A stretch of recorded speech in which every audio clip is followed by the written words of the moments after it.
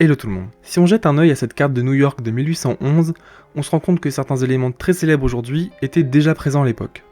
On retrouve le quadrillage parfait de Manhattan et ses longues avenues. On y voit aussi certaines des plus vieilles rues de New York, Wall Street, Canal Street et Houston Street, ainsi que Broadway qui traverse l'île en biais. Mais même les moins américains d'entre vous remarqueront que quelque chose manque en plein cœur de la carte. Mais où est donc passé Central Park et à quoi correspond cette carte ? À la fin du XVIIIe siècle, les 13 colonies de la côte Est s'étaient affranchies de l'Angleterre, et les villages commençaient à devenir de vraies villes qui grandissaient à une allure démesurée. Pour pallier un urbanisme chaotique et une pression immobilière très forte, des commissions sont créées dans les grandes villes du pays et auront pour mission de décider du tracé de chaque rue et de vendre les parcelles aux futurs propriétaires. En 1682, William Penn fonda l'une des plus anciennes villes du pays, Philadelphie, qui repose sur un quadrillage simple, avec des rues droites et des maisons aux angles parfaits qui reflètent la morale vertueuse voulue par les Quakers, une communauté religieuse protestante dont William Penn est issu. Le plan en quadrillage deviendra un modèle pour la majorité des villes américaines comme Portland ou New Haven. D'autres villes s'en inspirèrent comme la capitale Washington, en associant la grille à des avenues diagonales et des places circulaires. Quant à New York, la politique locale consistait à construire plus pour vendre plus, et tout ça le plus rapidement possible. Et c'est pour cette raison que la commission de New York proposera un quadrillage rectangulaire, très pratique et très rapide à construire. Le Commissioner's Plan fut présenté à la ville en 1811 et sera rapidement adopté. Cette carte n'était donc pas un plan de la ville de New York à un moment précis, mais la projection de ce qu'elle devrait devenir à terme. Le plan n'est cependant pas unanime. Dans la population et l'élite locale, certains désapprouvent le plan qu'ils jugent trop simple et déplorent le manque de prise en compte de la topographie de l'île qui était relativement vallonnée à l'époque. Certaines maisons, construites pourtant à même le sol, se retrouvent obligées d'installer des escaliers pour accéder aux nouvelles rues. Cependant, la simplicité du plan est aussi un avantage. Les boulons qui étaient plantés dans le sol à l'emplacement de chaque future intersection servaient de repères pour que les constructions s'alignent parfaitement à la grille, même si les routes n'étaient pas encore toutes construites. Par exemple, le célèbre Dakota Building a été construit entre le 72e et le 73e repère de la future 8e avenue, et il se retrouve aujourd'hui parfaitement intégré dans la ville. Des sortes de villages isolés, plus ou moins huppés, se formeront alors partout sur l'île et seront petit à petit assimilés à l'agglomération new-yorkaise qui ne cesse de grandir. Un de ces villages importants pour la suite de l'histoire, le Seneca Village, se trouvait à l'ouest de l'île et a été fondé en 1825 par des familles afro-américaines suite à l'abolition de l'esclavage dans l'État. Le village était constitué de fermes, d'écoles, d'églises et de cimetières et comptait près de 250 habitants. Au milieu du 19e siècle, New York est devenue la plus grande ville des États-Unis et accueille maintenant un demi-million d'habitants. L'agglomération s'est étendue jusqu'à la 40e rue et les seuls espaces verts publics de l'époque étaient des cimetières. Beaucoup de voix s'élèvent dans la population demandant un vrai parc public, à l'image du Bois de Boulogne à Paris ou de Hyde Park à Londres. Parmi eux, des paysagistes comme Andrew Jackson Downing, mais aussi des écrivains comme le rédacteur en chef du New York Evening Post, William Cullen Bryant, qui clama dans son journal que la municipalité ouvre un vrai parc, qui, par le sain divertissement du peuple, l'éloigne de l'alcool, du jeu et des vices, pour l'éduquer aux bonnes mœurs et à l'ordre. Sous le joug de la pression des habitants, les autorités considèrent à créer un parc d'environ 3 km² entre la 5e et la 8e avenue, qui commencera à la 59e et se prolongera jusqu'à la 106e rue. L'expropriation forcée des terrains présents sur le futur emplacement du parc détruira des villages comme Seneca et les feront presque tomber dans l'oubli. Des publications dans les années 90, suivies de fouilles archéologiques, mirent à jour des vestiges de Seneca qui feront par la suite l'objet d'une exposition temporaire dans le parc à l'ancien emplacement du village. En 1857, la commission de Central Park nouvellement créée organisera un concours de paysagisme. Parmi les propositions, on peut retrouver celle de John Rink qui s'est inspiré des jardins à la française.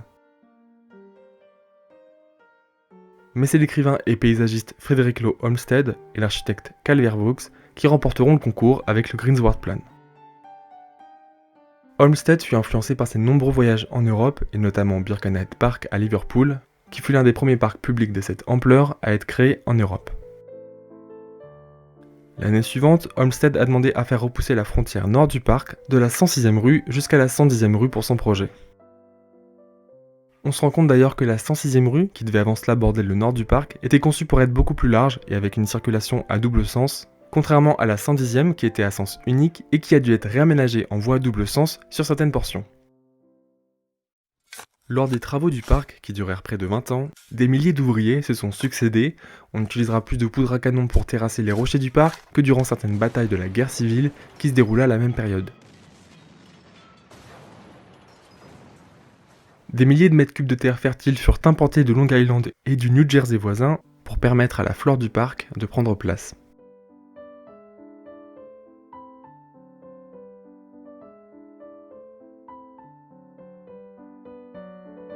Et maintenant que Central Park a retrouvé sa place au cœur de Manhattan, je vous invite à l'explorer ensemble. Central Park est divisé en 3 parties. Une première partie champêtre au nord, une seconde plutôt pittoresque au cœur du parc, et enfin une dernière plus formelle et bâtie dans le sud. Une des propositions d'Olmsted sera le prolongement de certaines rues traversant le parc d'est en ouest en s'enfonçant de quelques mètres sous le niveau du sol pour préserver l'immersion des visiteurs.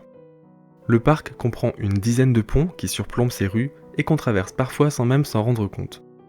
Le parc n'est pas composé que de pelouses, de lacs et de forêts, il est aussi agrémenté de bâtiments comme le Metropolitan Museum et le Zoo de Central Park, mais d'autres constructions plus petites s'intègrent au paysage et donnent à Central Park tout son charme. La Bethesda Terrace est une place construite au bord du lac avec une fontaine au centre. À son sommet, on trouve une statue de l'Ange de l'eau qui est la première sculpture de la ville réalisée par une femme. La fontaine commémore la construction de l'aqueduc de Croton suite à l'épidémie de choléra et de fièvre jaune dans les années 30, due à des eaux stagnantes et impropres à la consommation. Une galerie avec des arcades était utilisée pour des réceptions en extérieur à l'abri de la pluie, tout en servant aussi de passage vers le Mail plus au sud et sa longue promenade. Un des bâtiments les plus curieux du parc est le Belvedere Castle, un petit château de granit surplombant l'étang aux tortues. Il est rapidement devenu une annexe de la station météo new-yorkaise, mais aussi un centre d'information pour les visiteurs du parc. La laiterie, au sud du parc, était d'abord construite comme un petit magasin permettant aux familles d'acheter des sucreries et du lait, souvent inaccessibles dans les grandes villes. Aujourd'hui, on ne peut plus y acheter du lait, mais c'est devenu une boutique souvenir pour le parc. Pour les visiteurs les plus attentifs, on retrouve à quelques mètres de la laiterie un boulon enfoncé dans la roche. Celui-ci n'est pas le vestige d'un bâtiment détruit, mais celui de l'ancien quadrillage qui servait de repère et sur lequel le parc s'est installé. Et si on prend un peu de hauteur, on se rend compte qu'il est situé exactement au croisement de la 6e avenue et de la 65e rue. Aujourd'hui, les réservoirs de l'aqueduc ont été remplacés par la grande pelouse qui accueille de nombreux concerts. Les serres au nord du parc ont été remplacées par les Conservatory Gardens à la fin des années 30, et c'est la seule partie du parc qui s'inspire de jardins à la française.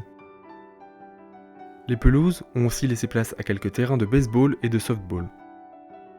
Plus récemment, en 2020, le Mail au sud de la Bethesda Terrace a accueilli la première sculpture qui représente des femmes ayant réellement existé, les seuls personnages féminins étant auparavant fictifs, comme Alice au Pays des Merveilles. Ici, nous retrouvons 3 femmes qui sont des pionnières du mouvement des suffragettes pour le droit des femmes aux États-Unis. En plus d'un siècle et demi d'histoire, Central Park a su se faire une place dans les usages des New-Yorkais de toute époque, devenant un réel symbole de la ville de New York et par extension du pays entier, en attirant de nombreux touristes chaque année. À l'image du cimetière Saint-Louis à la Nouvelle-Orléans, de Beverly Hills en Californie ou des parcs d'attractions de Floride. Vous l'aurez sans doute compris, cette vidéo est la première d'une série dédiée à l'architecture américaine et on se retrouve très bientôt pour un prochain épisode. Ciao!